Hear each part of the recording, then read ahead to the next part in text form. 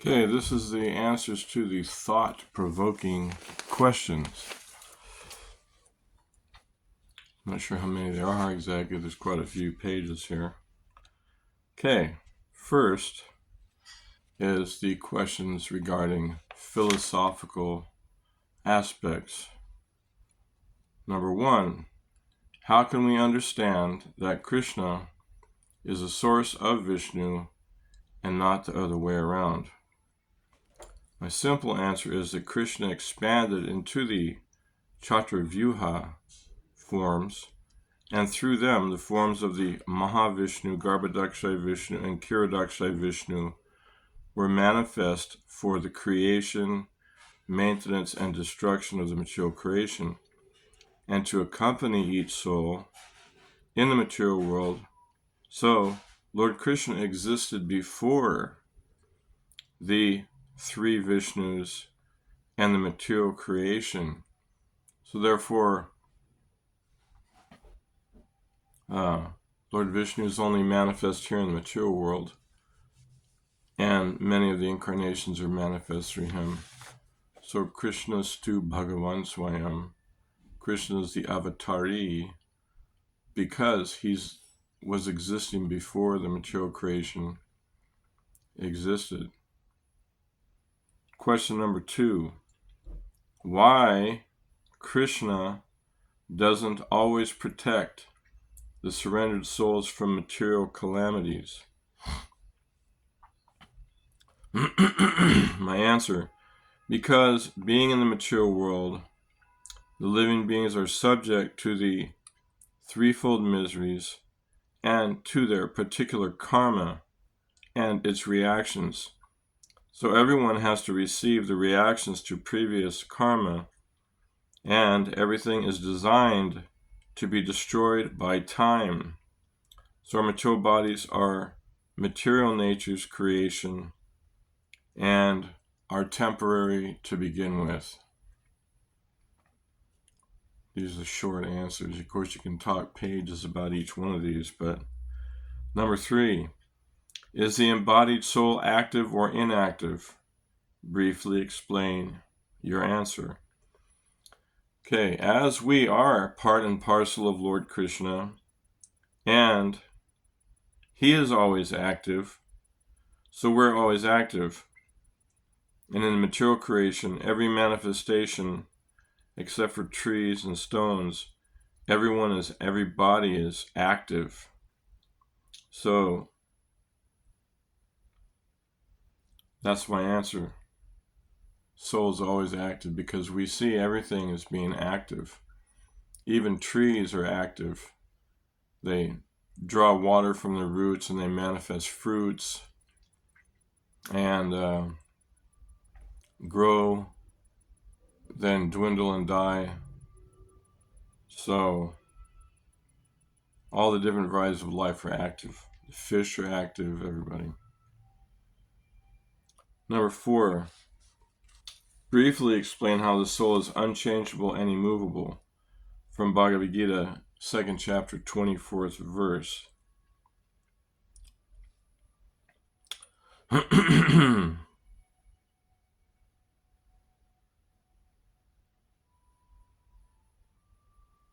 Unchangeable and immovable. Okay.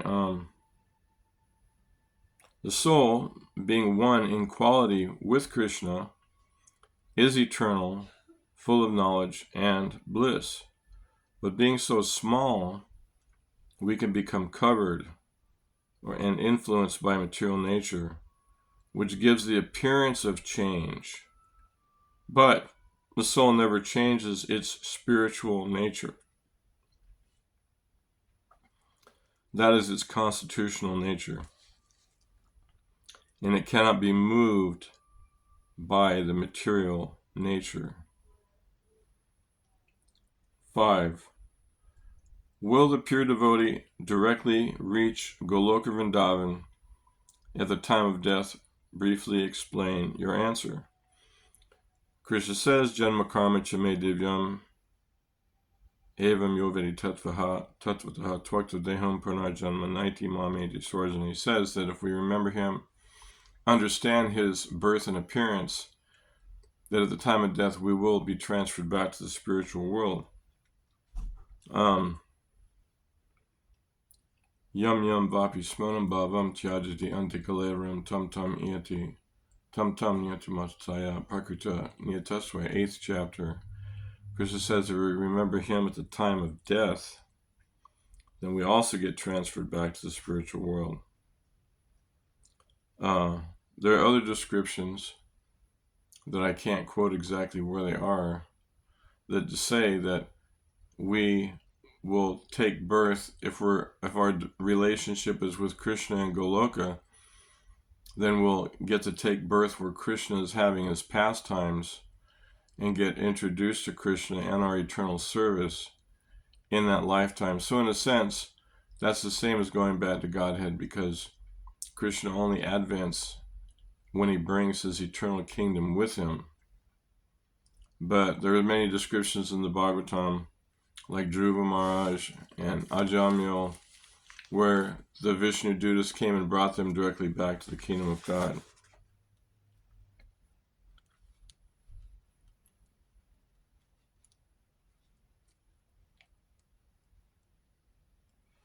Number 6. What does it mean that the holy name is non-different from Krishna? Krishna is absolute in his transcendental nature. So his name, pastimes, words are all of his internal spiritual potency, and his names are quoted as his incarnations and contain all of his spiritual potencies.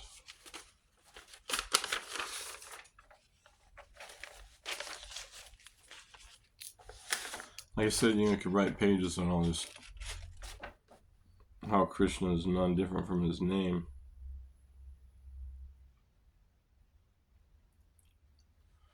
And we experience his non-difference in the fact that he purifies us when we chant the Hare Krishna mantra and his other songs in devotional service under the direction of the bona fide spiritual master. Krishna manifests and cleanses our hearts from within as the Paramatma when we chant his holy names and hear about him. So, Namachintamani Krishna's Chaitanya Rasa Vigraha Shuddha Purna Nityamukto Binadvam Namanamano. The Lord's holy names are described as being Chintamani, wish-fulfilling, liberated, perfect, pure, and complete. In that verse, I should probably quote a lot. So our practical experience is by chanting we feel purified, so we can see and feel that Krishna is non-different from his name. Number 7. Can someone be a Kanishta Adhikari and a pure devotee at the same time? Briefly explain your answer. I say yes and no. Pure because of being on the path of bhakti. Probably consider those on the path as being pure devotees. Because they have established a relationship with Krishna by accepting the bona fide spiritual master, chanting 16 rounds, following the 4 regular principles, and the path of devotional service. Therefore, they're called pure because they're on the boat of devotional service, and they're following the process. No, I say, because so many people, like in Bhagavad Gita, Chaturvida bhajante mam jana sukajino jano artar jigyasha artati gyani chabhatarsha. Many people are just motivated by material desire to pray to the Lord. Those are also considered Kanishta Adhikaris. So, no, in the sense that persons who have not been introduced to a pure devotee or the disciplic succession, who are simply praying to God, that material motivation is not pure. So even though the devotees are neophytes who are following the process, their motivations, they're learning how to have pure motivations. They're getting educated whereas people who are just regular Kanishtas, who aren't connected exactly to the civic succession, are not.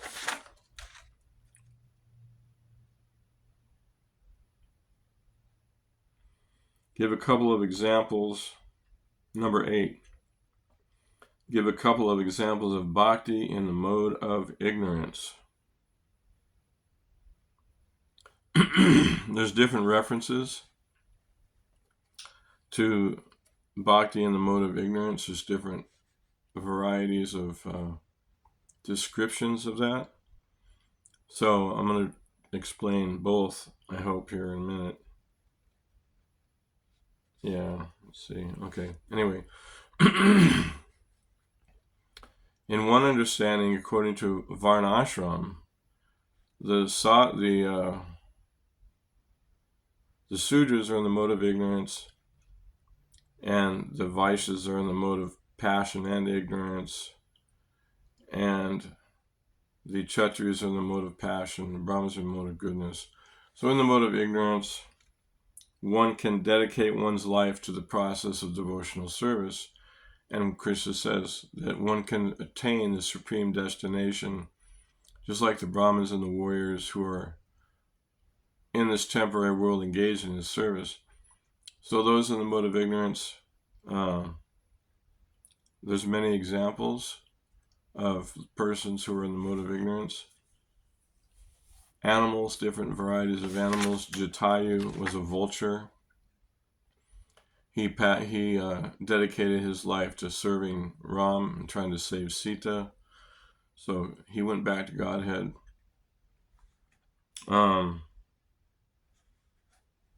Many other examples. Hanuman, who's considered to be monkey-like, and he and all of the other monkeys and bears and other critters that helped Ram in his conquest of Lanka, they all got to go back home, back to Godhead.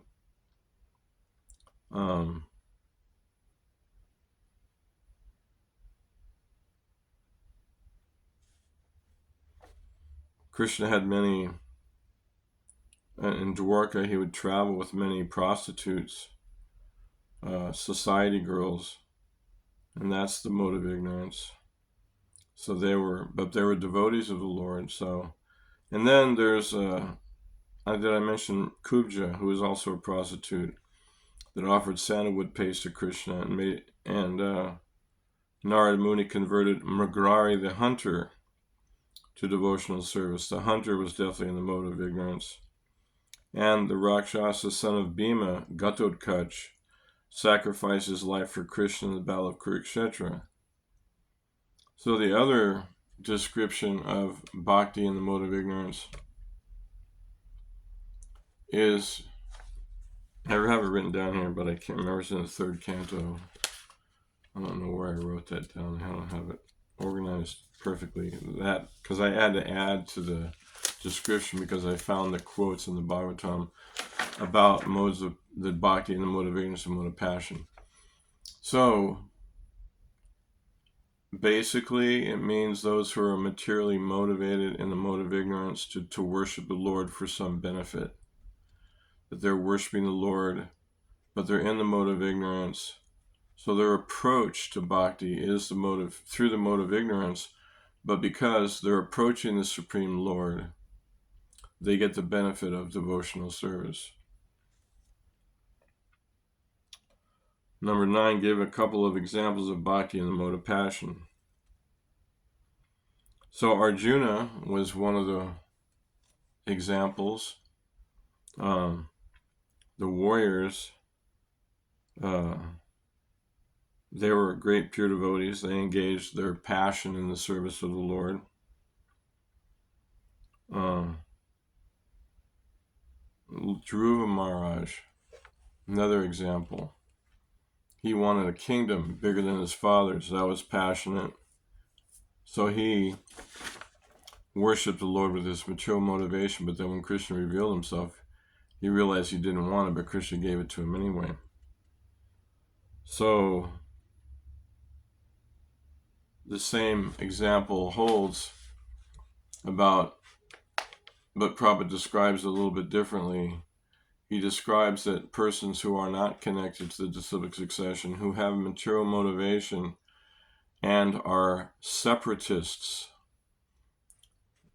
that their mode of nature doesn't actually become purely connected to the Lord because they're not in agreement with the Lord. They're not in agreement with the Lord being the supreme Lord, or in agreement with his mission of Paritranaya Sadhunam Vinashaya Chadushkatam, or Lord Chaitanya's mission of delivering people by the process of bhakti.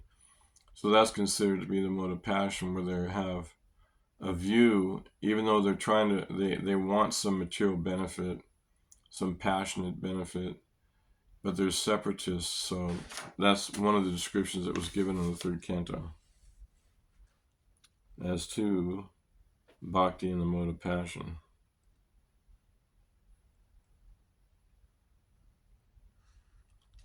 Number 10.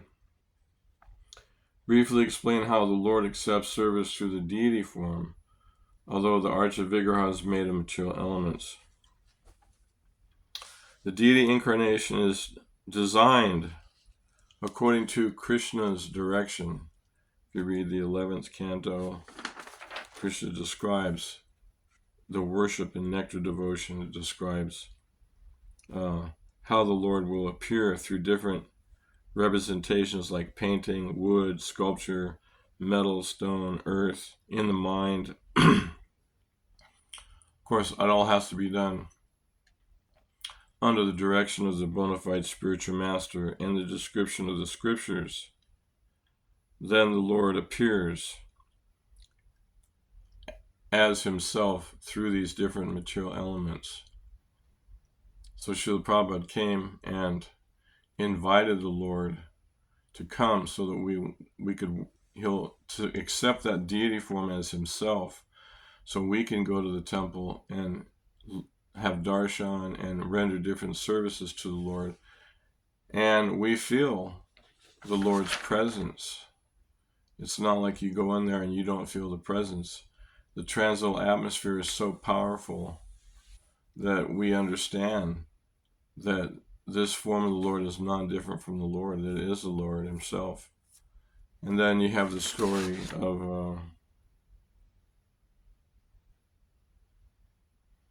of Shakshi Gopal, where the two Brahmins were there, and one older Brahmin wanted to give his daughter as a wife to the young Brahmin, and that was very controversial. So they both witnessed in front of the Gopal deity. And then, of course, the young boy was right. The elder man's family didn't want to give the daughter. So then the boy came and got the deity. And Krishna said, I want you to come with me to witness. And he goes, well, I've never heard of a deity walking before. And he goes, well, I never heard of a deity speaking to the devotee, and you're speaking to me right now. So he convinced Krishna with his love that Krishna should come with him. So he walked, and he could hear his ankle bells tinkling. And then when they got to the village, then Krishna stayed there. And there's many stories like that.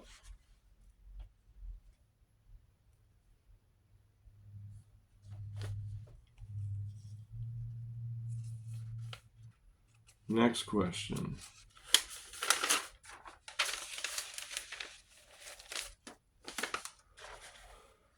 Briefly explain why the dealings between Krishna and the gopis are not immoral. Krishna is never immoral because he is the creator of everything, and he's the most powerful.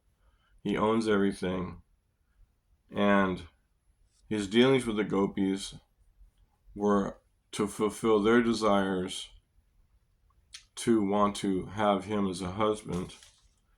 But when you read the descriptions in the Krishna book, you'll find out that, like during the Rasa dance, for instance, that the gopis went in their spiritual bodies and their material bodies were still in bed with their husbands. So there was no immoral act going on there. And there's the other description, of course, that Krishna was only 7 or something. And so at that age, one doesn't have sex desire. But Krishna is still the supreme personality of God, the origin of conjugal love and paternal love and fraternal love and Dasya-rasa. So he's the source of all the relationships which are eternally going on in the spiritual world. But here we only have perverted relationships. So when Krishna comes in to the material world to perform his pastimes, only his devotees can understand him. So the non-devotees who cannot understand him think that he's immoral or that he stole their wife, like when he stole Rukmini away from Shishupal. All these different examples are there. So Krishna, because he's transcendental to the laws of nature and he purifies everything when he comes to actually create real morality, because he purifies everything. Yada yada hi dharmasha, again, he comes to reestablish the principles of religion. He hasn't come to be a debauchee or break the principles of religion. He follows the principles and establishes the principles of religion. So he can't be immoral in that sense also. Number 12. How is Arjuna an eternal associate of Krishna? How is Arjuna an eternal associate of the Lord become bewildered? Krishna arranged for Arjuna's bewilderment in the battle of Kurukshetra so that he could speak the Bhagavad Gita to him and to all living beings. So the Lord has the power to bewilder even his pure devotees, like Arjuna. So he covered Arjuna a little bit, so Arjuna started to talk like he was on the bodily platform and was all upset. But then Krishna liberated him with the Bhagavad Gita speech and all the different amazing truths that he revealed and the most confidential knowledge of his relationship with Arjuna, because Arjuna was his friend and devotee. So it was by Krishna's desire, just like everything on that battlefield was a manifestation of Krishna's desire.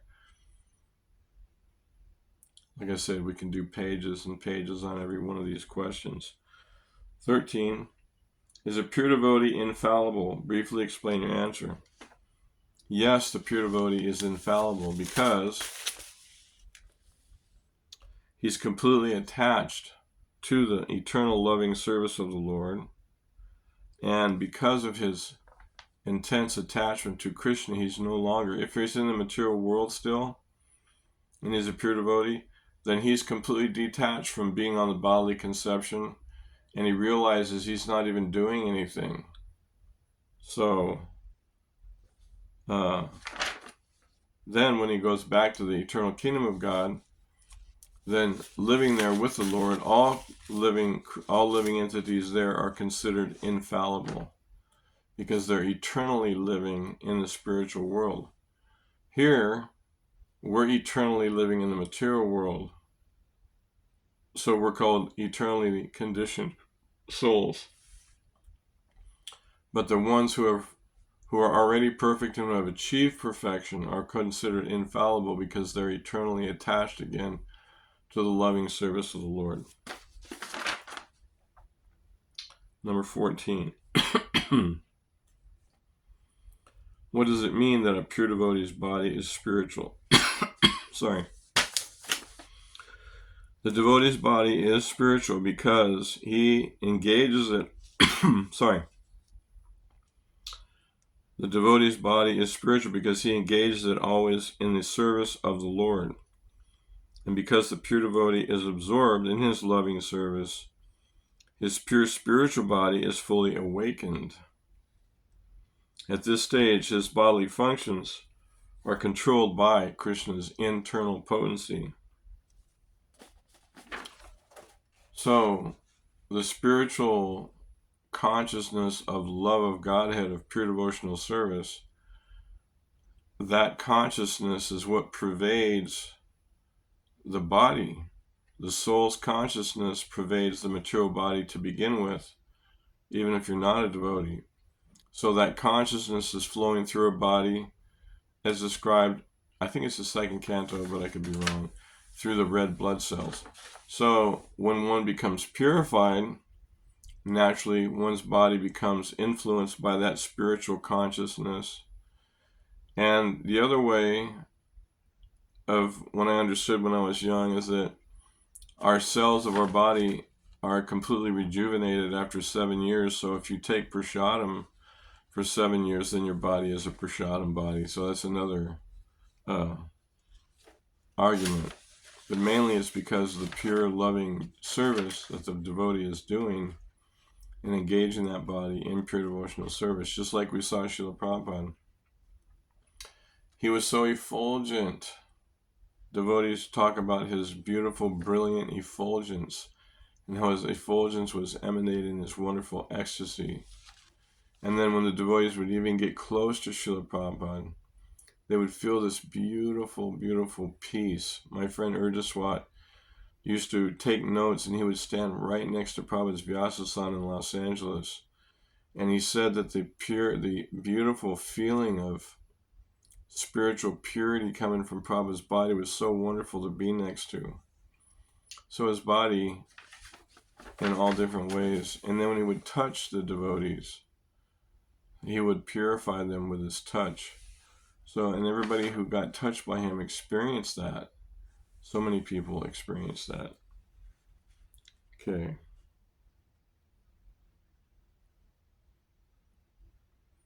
Number 15. Is a Nitya Siddha Guru better than a Sadhana Siddha Guru? No. They're both equal because they're perfect in their eternal devotional service to the Lord. One is eternally liberated. One is liberated through sadhana or Guru Kripa. There's different ways to be completely liberated. But they're all equal because they're situated in their eternal, original loving service of the Lord. Question 16. Briefly describe Uttama Adhikari. There's different descriptions. Nectar of Instruction. Uttama Adhikari is explained in the Nectar of Instruction as being fixed in pure devotional service, as well as well-versed in the scriptures, and is completely convinced of his relationship with the Supreme Personality of Godhead, and can, by his association, make other devotees. Like Srila Prabhupada, he was an Uttama Adhikari, is an Uttama Adhikari. And his learning, his vast learning and logic and pure devotional service made so many thousands of devotees, and is continuing to this day when you read his books and hear his classes and hear from those who study his books and classes, that they are also convinced of the process of devotional service, and by their conviction they also are making devotees all around the world, thousands and thousands of devotees.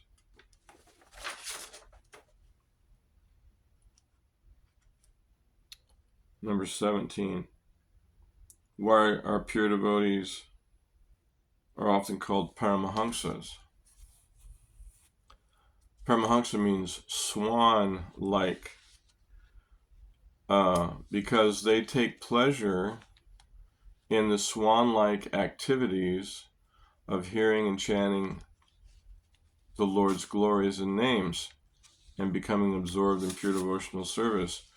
Unlike the opposite description of the crows, there's those two descriptions. A pilgrimage place for crows, which is all the mundane literature and mundane hearing and chanting, and then the pleasure places of the Hangsas, or the swan-like people, who absorb themselves in the practices of devotional service. And the other reason is, one of the other reasons, there's many reasons, but one of the other reasons is that a swan, if there's milk in the water, the swan can take the milk and leave out the water. So the devotees learn how to engage the material world in Krishna's service without becoming entangled in it. So that's another reason why they're called Paramahamsas, swan-like devotees. 18.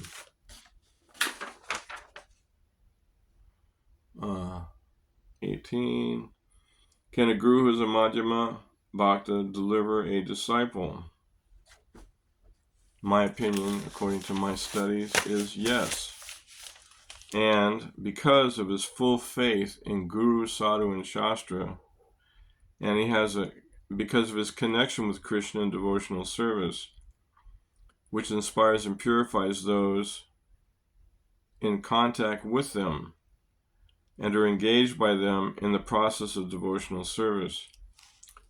For that reason, they are also preachers, explaining Bhagavad Gita to others. They are dear to Krishna. Krishna is the actual deliverer of the living entities by their surrender. So, yes, in the sense that the Madhyamas, who are preachers, who are engaging in the missionary activities of Lord Chaitanya Mahaprabhu, they can be empowered by Lord Chaitanya and by the Guru to give devotional service, which is the position of a liberated soul.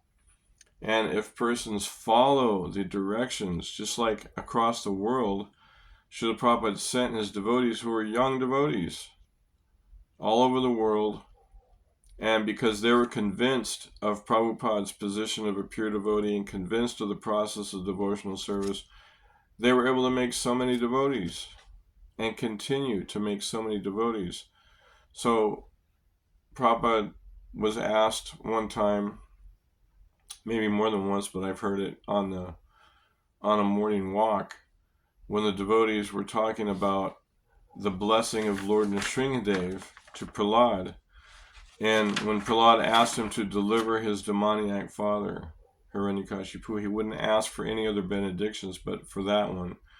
So the devotee said, Srila Prabhupada, what does it mean that the Lord liberates 21 generations of your family?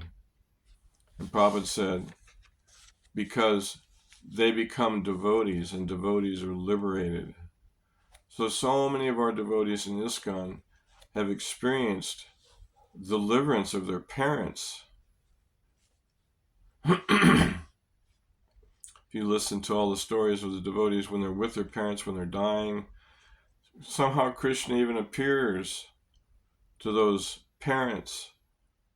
So these are devotees who are preachers, kind of like in the sense, nobody's an ordinary person, but they're not considered to be the big pure devotees, but because they're Madhyamas and they're fixed in their service and their love and faith to Srila Prabhupada, that yes, they can give people Krishna consciousness. So that's my answer, is that yes. And we need to make more Madhyama Bhaktas who are preachers in this world to help others. Question 19. Can a guru who is a Kanishta Adhikari deliver a disciple? So, my answer is no, in the sense, a Kanishta is described as one with little faith and little or no scriptural knowledge, and pliable faith, changeable faith. But a more advanced Kanishta can be someone's Vartma Pradakshina Guru, introducing people to Krishna to help them on the path. So until one becomes fully faithful to one's Guru and Krishna by one's own conviction and one's own service, before that platform, that Madhyama platform, a Kanishta can introduce people to Krishna, And that can be considered deliverance. That can be considered uh,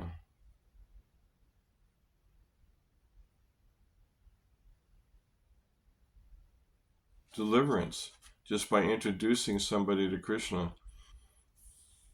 It's like Guruna Sashat, Swajanina Sashat, Rishabdev teaches that you shouldn't become a parent or this or that responsible person unless you can deliver your disciples. So it's the duty of the parents to introduce Krishna consciousness to their children, so the children will take up the process later. It doesn't necessarily mean that the parents are Uttama Adhikaris or Madhyama Adhikaris, but they're trying to do their duty as parents to train their children to be Krishna conscious. So it's a tricky question in one sense in my mind, because they can offer the process of devotional service, which ends up delivering a person. So, but as far as a Kanishta guru is concerned,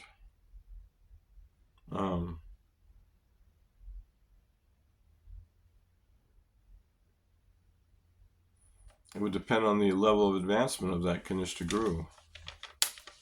There's all different varieties of gurus. Just like Prabhupada said in Nectar of Instruction, if one chants in kirtan as a beginner, but when he's chanting, he's meditating on how the name of the Lord is the same as the Lord, then that kirtan has a spiritual effect. So look at all of our devotees who are doing Harinam everywhere. They're not all Madhyama Bhaktas, but the transcendental vibration of the holy name, while we're endeavoring to try and fulfill the mission of the Lord, is still purifying to people. So that purifying effect is a delivering effect, giving somebody a book.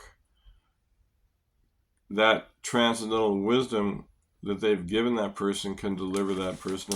If we repeat what Lord Chaitanya says, like he says, become guru and preach and deliver the land. So if we, so there's different levels of guru. To me, it's kind of a open-ended subject matter in a certain respect. Okay. Question 20. If Krishna knows the future, what does it mean that we have free will?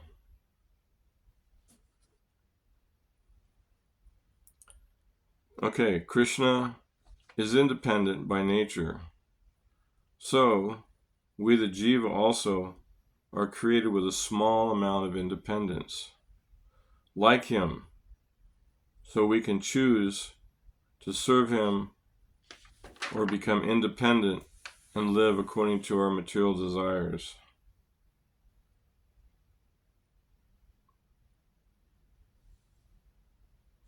If Krishna knows the future, Krishna doesn't interrupt our existence.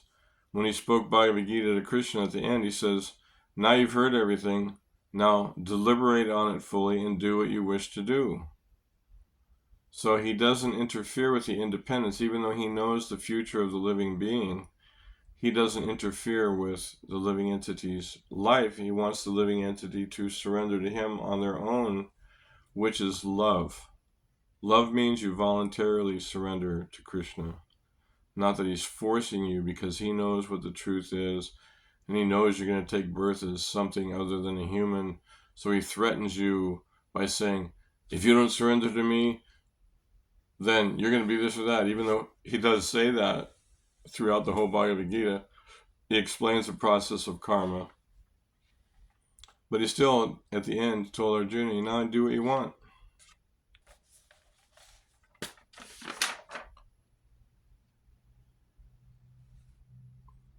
Number 22, if the law of karma is supposed to teach us why our reactions sometimes so much delayed and we don't know what caused them.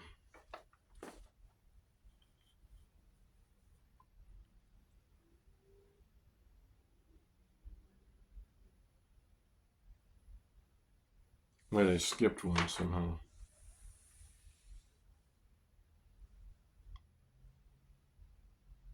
Let's skip 21. What does it mean that the Guru is as good as God?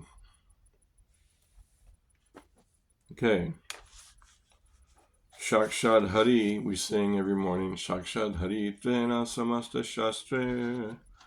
So it means different levels of different things.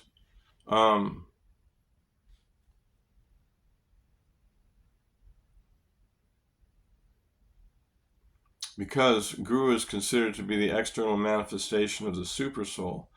Why? Because the Guru repeats what Krishna says without changing anything.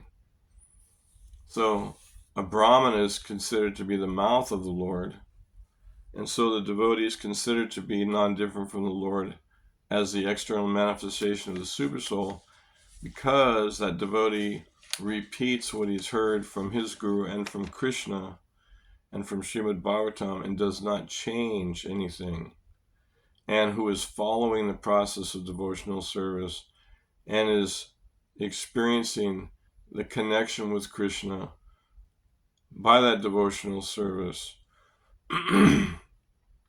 So the other devotees, the other people, when they come in contact with a devotee, they feel inspired and purified.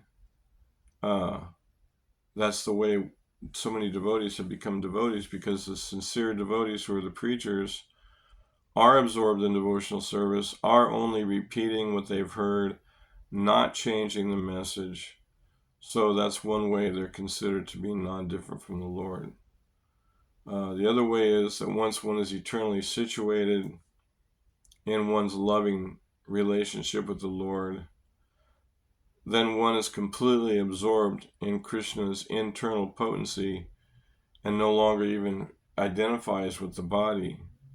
So that spiritual identification is a oneness of Krishna, where one enters into the eternal relationship or the kingdom of God with Krishna.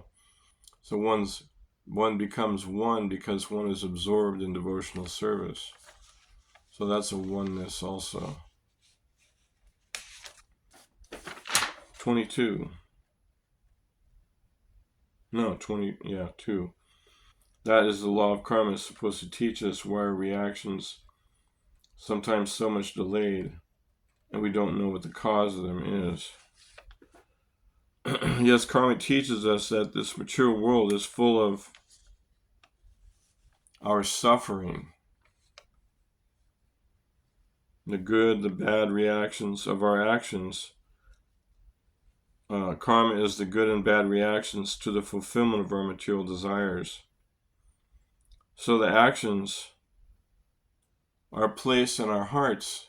When we do something, those activities get placed in the heart like seeds. And in order to not spoil the living entity's desire to enjoy in this material world, Krishna doesn't give the reactions until the next lifetime for so much of our activities. And they're stored in the heart in the form of karmic reaction, of action, and then they get the reaction, and the super soul himself reminds the living entity of the previous desires and allows those reactions to come out. So we don't remember because it was done in the past life.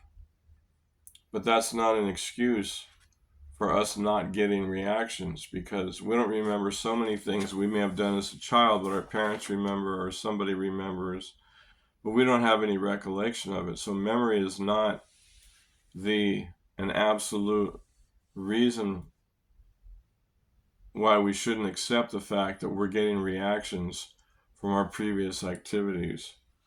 So what we're supposed to learn is that we're suffering due to all these reactions, right? And if we engage in devotional service, then we become freed from all the reactions by surrendering to Krishna. So yeah, there's some lessons, and that's the suffering, that we don't want to suffer anymore if we're a little bit intelligent. Okay.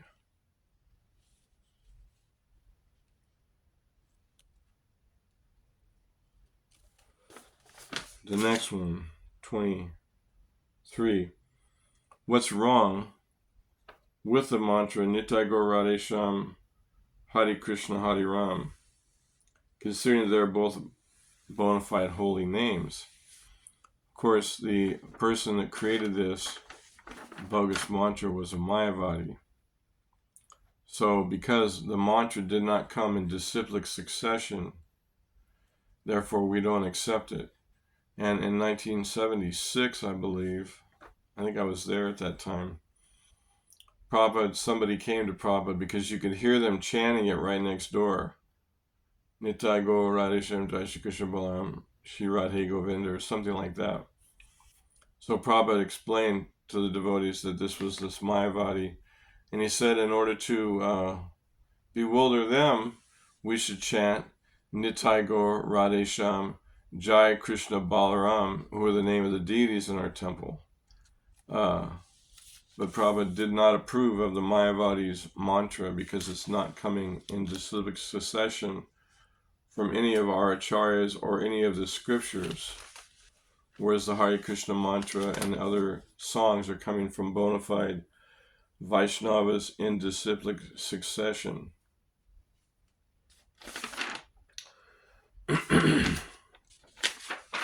Next one.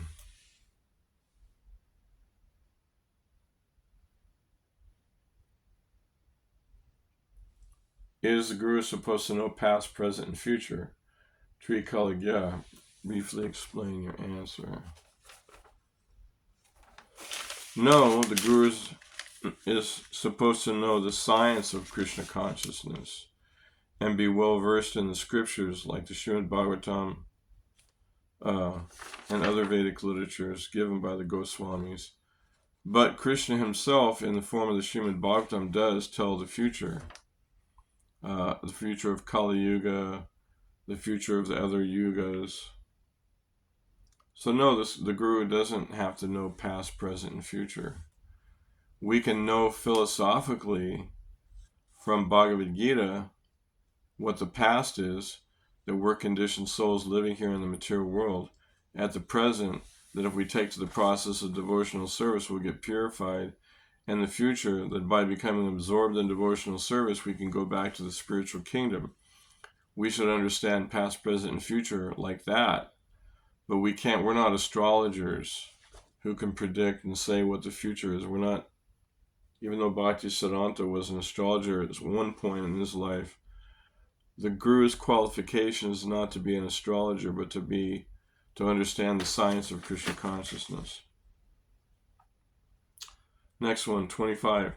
What to do if you encounter apparently contradictory statements in the Shastra or in the words of acharyas which you cannot reconcile? My first response to this was, first understand that all of the statements in the Shastras are true, but it takes a person like a Mahajan, like Srila Prabhupada, to see from his pure devotional vision how to properly understand the different views or different contradictions. And according to the Nectar of Devotion, details of devotional service may differ, but the principles are the same. So,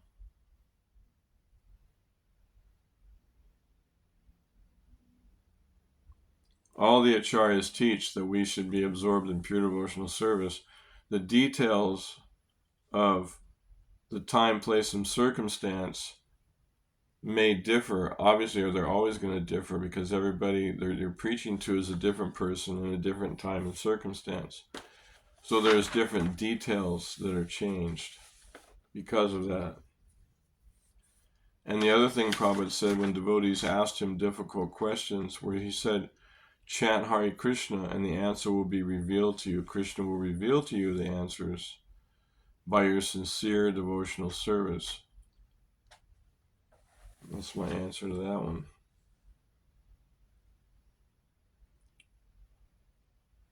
Do statements, number 26. Do statements from Srila Prabhupada's letters always have less authority than his statements in the books? Briefly explain your answer. The principles of the instructions of Srila Prabhupada's letters are authoritative to all, but the details pertaining to each individual person are for that particular person's development. The books contain the principles, the principal instructions, the practical applications of the principles are for the individual. So, they don't have less authority, but they're just not for everybody.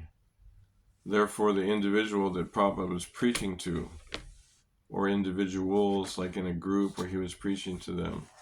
And they all correlate with the process of devotional service. So the principles are different from the application of each person's life. So the principles are the same,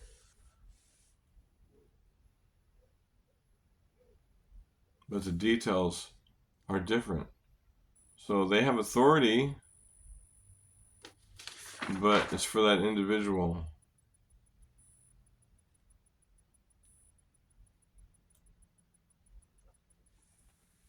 Okay.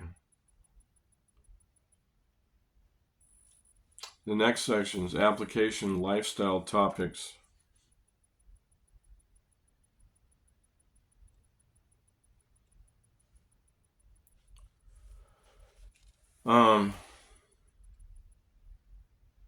Number one, if the holy name is all powerful, why do we need to chant 16 rounds? Why less rounds are not enough? My answer, the principle given by Lord Chaitanya Mahaprabhu is to chant a certain number of rounds per day. From my understanding, the chanting of 16 rounds was established by Srila Bhaktisiddhanta Saraswati Thakur as a minimum commitment to the service to the holy names. That was an acceptable vow of service to the Guru to establish one's official relationship with him. So there has to be a minimum required service commitment to the Lord, to the spiritual master, in order for Krishna to reveal himself. There has to be an established relationship in the parampara, so that Krishna himself will enlighten that person through the chanting of Hare Krishna. And it's not that those who are working their way up to 16 are not chanting 16.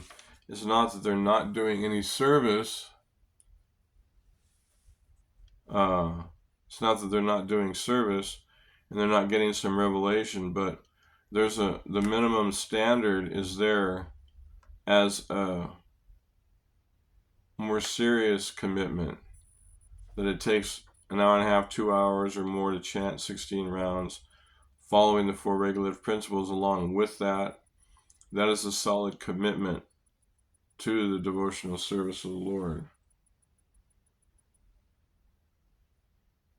And the holy name is all powerful.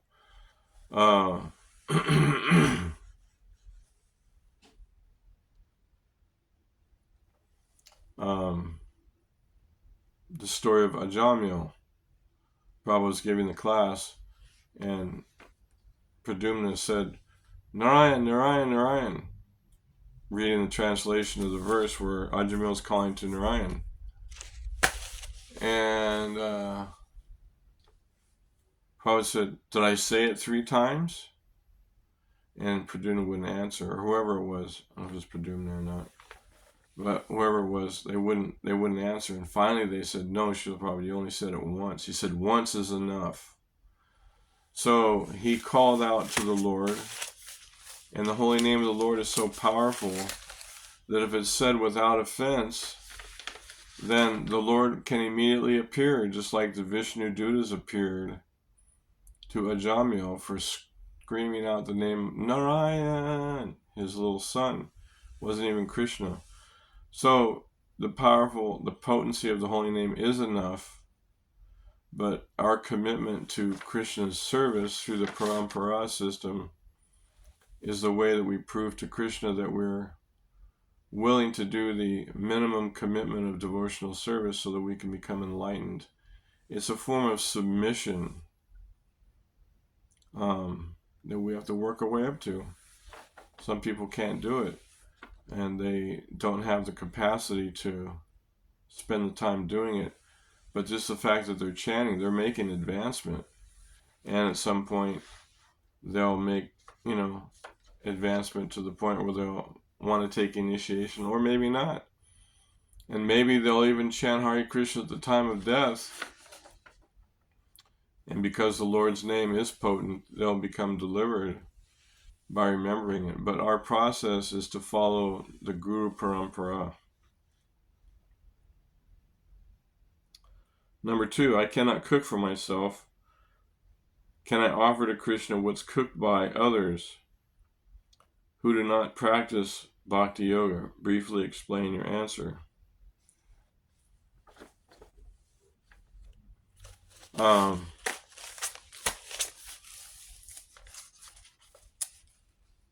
Yes, if you're in an emergency situation where you don't have a kitchen and you don't have any devotees and you're traveling, you can offer something for your maintenance of your service to Krishna. And by paying for it, Prabhupada said when you pay for something, it also purifies it. But Srila Prabhupada's example also is when he was traveling with the devotees on the trains in India, the vendors at the train station would have samosas or kachoris sometimes. And so Srila Prabhupada would buy these things for all the devotees to eat. And one of the devotees complained to Prabhupada. He said, Srila Prabhupada, these samosas, they're not offered. And Prabhupada said, so you don't have to eat any. But he asked the devotees to offer them. And when they wanted to set up a big elaborate altar thing in the train, he said, no, just offer it in your mind to Krishna. So as grihastas, a lot of the times we travel and we have to go to, like a super salad or some kind of place that has decent vegetarian options because we're just stuck and we can't cook for ourselves, then yes, we can offer it to Krishna, and he's powerful enough to accept it. He accepts our devotion. It's not ideal. We don't like to do that at all. We'd rather not cook anything cooked by karmis, by those not engaged in devotional service, because it pollutes the consciousness. But if one is stuck in an emergency situation where there's no other food, then yes, you can do that. Prabhupada said, Bhaktisiddhanta said, if they were stuck in a situation where the preachers were really hungry, he said you could even eat meat because the preaching is so important. Okay.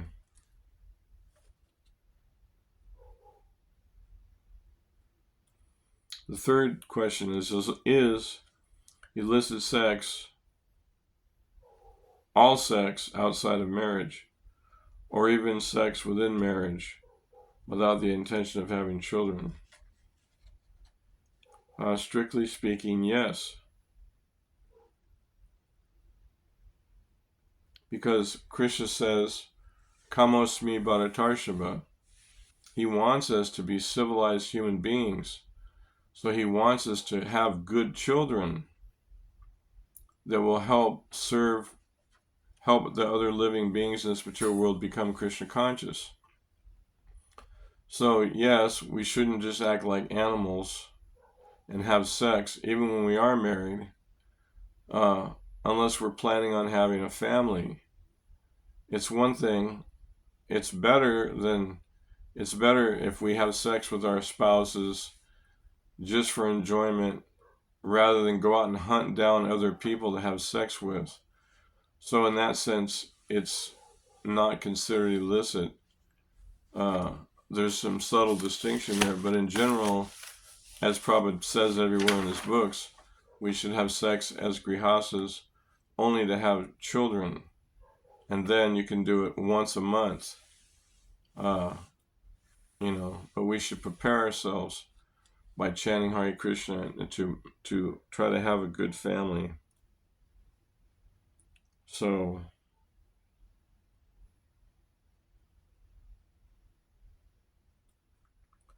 that was question number 3. Question number 4. Can homosexuals take initiation in ISKCON? Briefly explain your answer. Yes, as we saw in Prabhupada's time, he initiated many homosexuals. Not many, but some. Yes, if they follow the regulative principles and chant 16 rounds. Srila Prabhupada gave shelter to several homosexual people. The process of devotional service is Krishna himself and can purify any sincere person. So anybody from any culture and any degraded, a dog eater, can perform devotional service and get purified. So yes, a homosexual person, if they're sincere and they follow the process of devotional service, they can get purified. And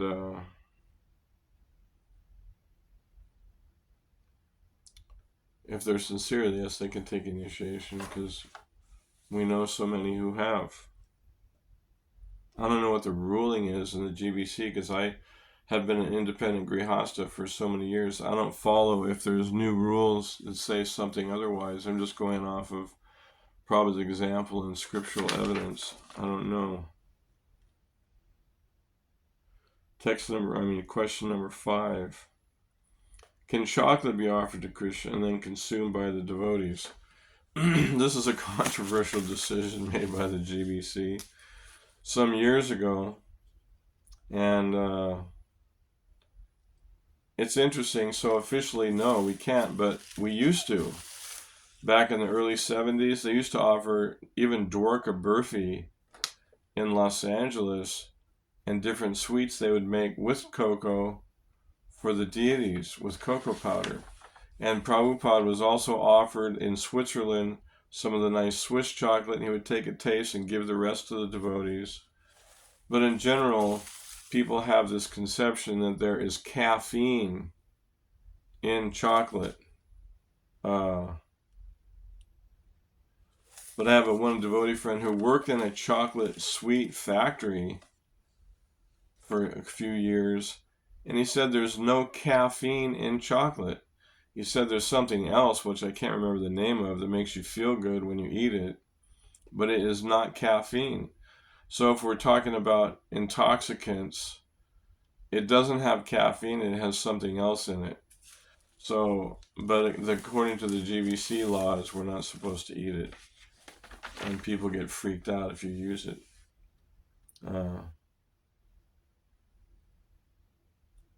So I don't know if that was a real answer or not, but that was my answer. Number 6. To what extent could astrology be used by devotees? According to the Srimad Bhagavatam, Krishna's births were all calculated by different astrologers, Garga Muni, different people. Lord Chaitanya's grandfather, Neelambar Chakravarti, did a chart. And charts are always done in marriages, births, marriages, and even Srila Prabhupada followed some mild form of astrology in that he wouldn't travel on Thursdays. So those things are normal cultural ways that astrology is used when one's born, to try and understand one's nature, to try and engage the children properly, and to see if the marriages are compatible. Those are the ones I limit myself to anyway. You can go, the sky's the limit on astrology. You can really get into it, but Prabhupada didn't want to promote astrology per se, because he knew the devotees would get into it and become distracted from devotional service. So that's why he didn't promote astrology, even though it's a Vedic science that his guru perfected, who later gave it up. 7. Why devotees need to get up before Brahma Muhurta? Rising early is the mode of goodness. So it is more favorable to our practice of devotional service to get up early when the rest of the world is asleep. So our process is we're trying to elevate ourselves in devotional service, which is mode of goodness and transcendental goodness. So Srila Prabhupada emphasizes getting up early as being that time when it's more conducive to practice devotional service, when it's more peaceful out, when the rest of the world is sleeping. Yanisha Sarva Bhutanam, Krishna says, what is night for all beings is a time of awakening for the introspective sage. But Srila Prabhupada also made exceptions for devotees who were preachers who couldn't follow that exact schedule because their preaching engagements were late. I can't think of his name now, Vishujan Maharaj's cousin, Revati Nandana. He explained that Prabhupada said, don't say this to anybody because it's not our normal procedure, but he said, if you stay up late preaching, then you get up and do the morning program and chant your rounds a little later because you're preaching. So he made exceptions for that with preachers. But he didn't make exceptions to that in so many ways. My friend Shitsukananda was in Mexico, and they stayed up late one night preaching, and Shitsukananda asked Shamasundar, Prabhupada's secretary, well, what do you think? Should we just sleep 6 hours and get up, or should we go to Mangal Artik? He said, I just sleep 6 hours. And they didn't get up, and Prabhupada was so angry because he wanted them to stay on the path of pushing themselves to get up and get in the mode of good, be in the mode of goodness, and do their service in the right time. So it's very important, Prabhupada established that morning program timing to get us out of the modes of nature, and it works. Number 8, give 3 ideas on how to avoid burnout. Okay.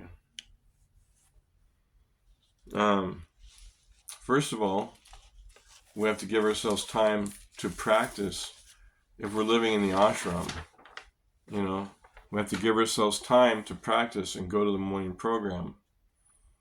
And if for some reason we're dressing the deities or cooking in the mornings, we have to give ourselves sufficient time to chant our rounds, to read Srila Prabhupada's books, to hear classes, to nicely take prasadam, and not overwork ourselves. So regulation is one way.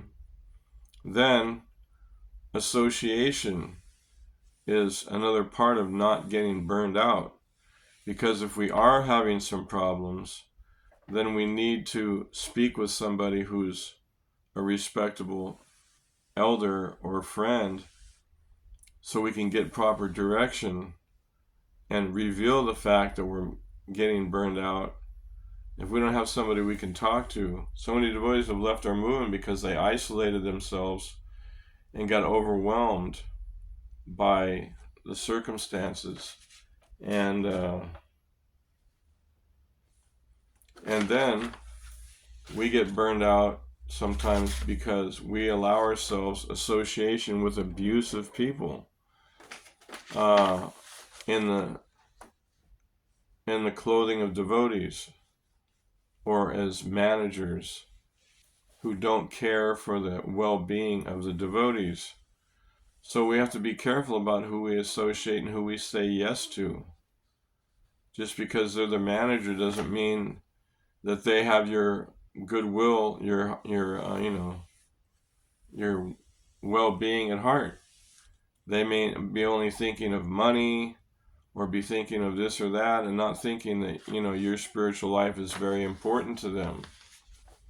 So we have to stay away from abusive persons also. So following the process, giving ourselves time to follow the process, being able to reveal ourselves to somebody who can help us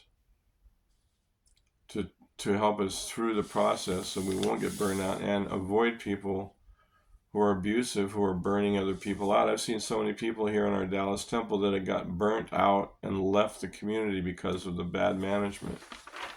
It happens regularly all over the world. People are not qualified managers. They do not know how to deal with people. So then the people end up leaving. Those are my 3 answers to that.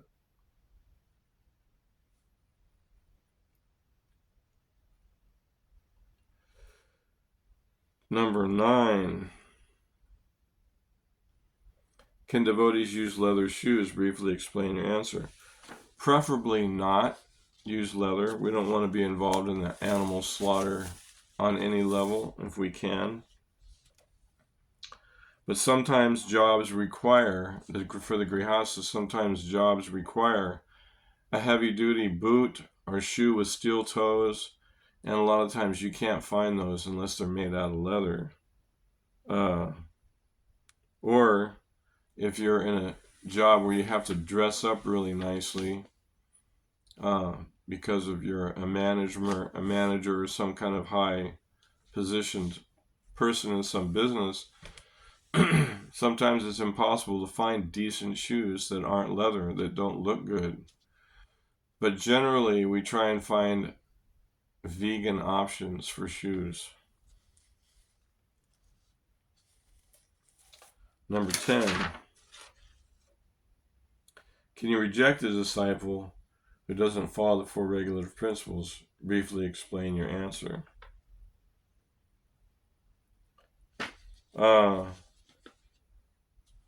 They've already, if they're not following, they've already rejected their guru. So they have done the rejecting in that sense. So Srila Prabhupada would not reject anybody because of their sensual fall down. And if they stopped, he would reject only if persons had a very strong misunderstanding of the philosophy and were challenging Prabhupada and didn't accept the position of the guru and Bhagavad Gita and the process of devotional service. So we don't want to reject people unless they've done something really horrendous, some criminal activity. Then we don't really want to reject them unless they're really criminals, because we want to be able to maintain a relationship with them so that they can come back at some point. Like Prabhupada quoted his relationship with Madhuvisa, when Madhuvisa was a sannyasi and then he got married and went away from the temple, and so certain devotees were criticizing him, and Prabhupada said, no, don't criticize, otherwise he won't be able to come back. So we have to be very careful not to lose any conditioned soul's contact with devotees. So rejection can only be if there's something very heavy that the person has done, where we just have to cut off connections because the person's too sinful or a criminal or something like that.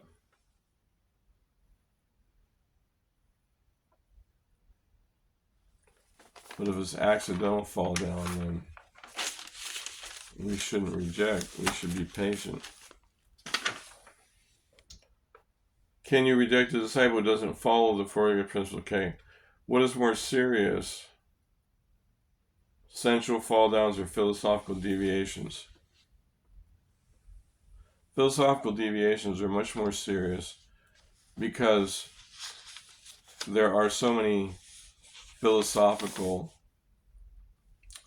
fall downs, in the sense of so many Mayavadis and so many misinterpretations of the absolute truth, so many incomplete descriptions of the absolute truth.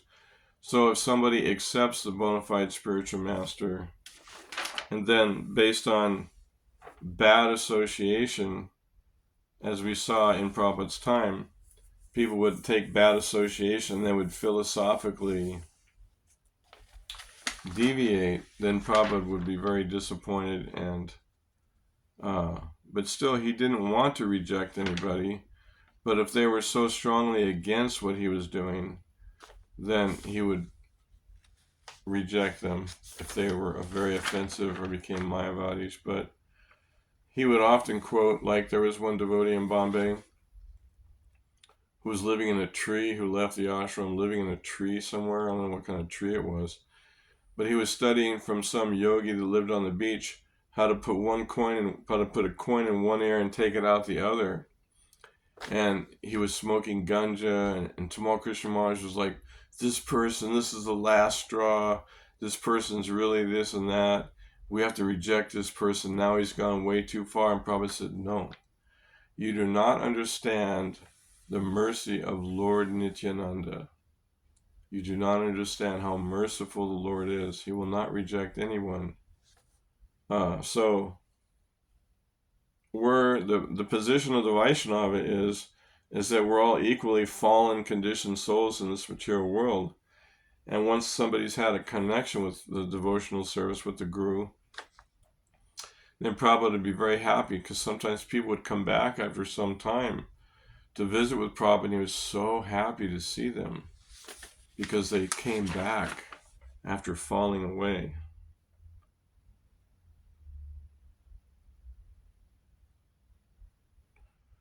Number 12, should devotees always follow the laws of the country? Briefly explain. Yes, we should follow the laws of the country, be model citizens so that we set a good example for others.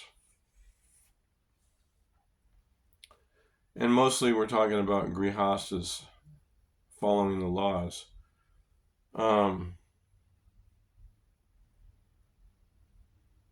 Yeah, we have to be seen as good citizens to set a good example for others. So of course we have to follow the laws. Of course, the devotees back in the old days would bend the laws a bit. We'd go out and sell books to places where they wanted us to not be, and we would still sneak back in and sell books because there was a good, like a concert or some way to meet young people. So, the Sankirtan devotees would bend those rules a bit, and in different ways on Sankirtan we would do that. But it was only because we thought we were benefiting souls. We weren't out breaking the laws, like gross laws, like whatever. We were just trying to help conditioned souls. So in that sense, we may have broken a few, and it wasn't looked at as serious criminal activity.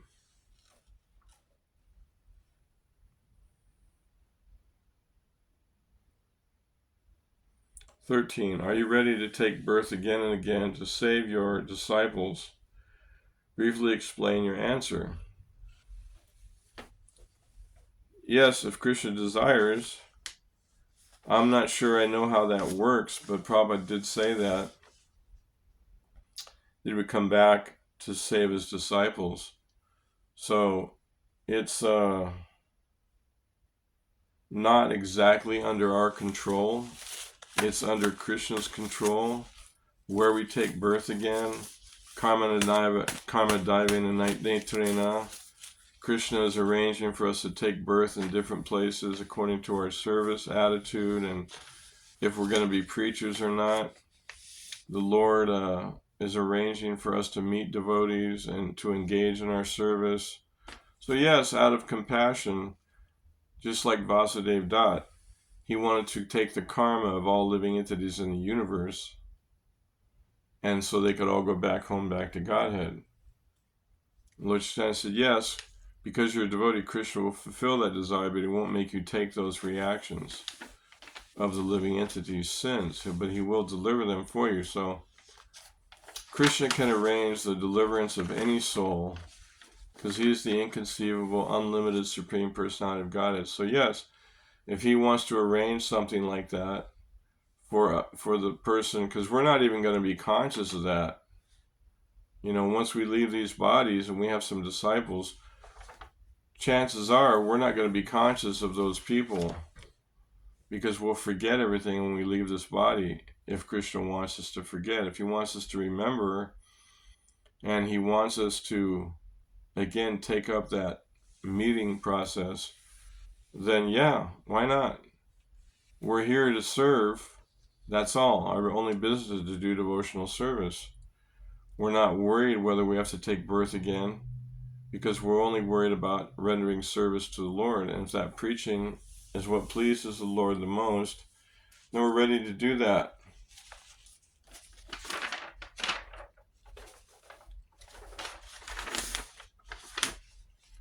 "14. Should devotees spend some time exercising every day? Briefly explain." I say yes, because I've had strokes and different heart issues and different diabetic issues. And I have had, therapists come and tell me I should be doing certain things every day. Plus, once you get old, if you don't use it, it's described that you lose it, right? So you have to keep your muscles active, have to keep your digestion proper by doing a few exercises. And that's proper renunciation. We're trying to keep our bodies going so we can serve Prabhupada's mission, Lord Chaitanya's mission. So Prabhupada did it every day. Prabhupada walked for years every day. So he did it every day. So we can also do it, and we may not be able to walk every day like he did, but we can do something to help keep things fluid, in our bodies. And also, there are principles of health which have to be maintained. Just like there's principles of devotional service and the modes of nature and the principles of reincarnation, the principles of all these things, there's also principles of health, according to the Ayurveda and according to other medical sciences around the world. There's certain principles that help keep one healthy. And exercise or walking or qigong or some kind of thing, swimming, and wrestling, like Prabhupada said, we could wrestle or swim when we were young. He gave that as Vaishnava exercises. Okay.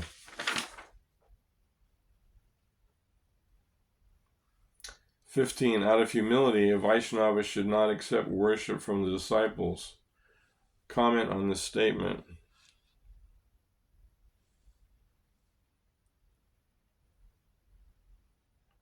So out of humility, obviously, we don't want to be worshipped because we're insignificant servants of Krishna. But as service to Krishna, if we're accepting the responsibility of the spiritual master, then what it means is that the disciples worship the spiritual master in order to worship Krishna. Krishna doesn't accept the worship for himself. He doesn't accept us as direct devotees of himself. He only accepts us as servants of his servants. So of course we don't want to be accepted, and sometimes Prabhupada would be offered a certain amount of glorification for him, and then he would reject it. But then when they came back and would say something like, as the representative of the Supreme Personality of Godhead, we wanted to offer you this glorification or this service, then Prabhupada would accept it if it was in the right mood. So there's a subtle distinction between understanding how to accept worship and how not to accept worship based on the attitude of how it's being offered and what attitude it's being offered so that it's acceptable to Krishna. If we think that we're hot stuff, we're the big renounced person, we're the big gurus, and we're thinking that, they're worshiping me because I'm God's representative, then we shouldn't take any worship like that because it's the wrong attitude. But if we're thinking that I'm servant of these people and the servant of my guru, and it's their duty to appreciate the spiritual master or to offer some puja or wash their feet or something, then it's humility to do the service of accepting people as disciples. It's a service. Bhaktisiddhanta said that he was willing to demonstrate that pride of being a guru if that's the service that he's been asked to do by the Lord. So the next question is 16. out of humility, a Vaishnava should not accept disciples. Comment on this statement. So many, like Gorgashodas Babaji Maharaj, he didn't want any disciples. He just wanted to chant Hare Krishna. But Bhaktisiddhanta more or less forced him to accept him as a disciple. But out of service to the order of Sri Chaitanya Mahaprabhu and Srila Prabhupada's mission to accept disciples is humility. We have to be submissive to the Guru. And therefore we do services that sometimes require us to be spiritual masters. So, out of respect and appreciation for the orders of the Lord,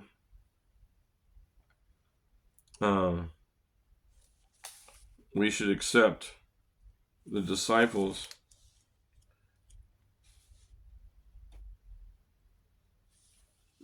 Also, because disciples, people need gurus. When we're preachers and we're trying to cultivate people, they become attached to the devotees who are helping them become Krishna conscious. So the Vaishnava is putting himself in a position as teacher. So the humility of accepting a disciple is to help that disciple to have his connection to Krishna solidified in disciplic succession. So that's humility, is to accept that service, even though we don't want to be worshipped ourselves, because we definitely feel that we're unqualified and that we're fallen, conditioned souls. So we don't want to, but we're willing to take up the service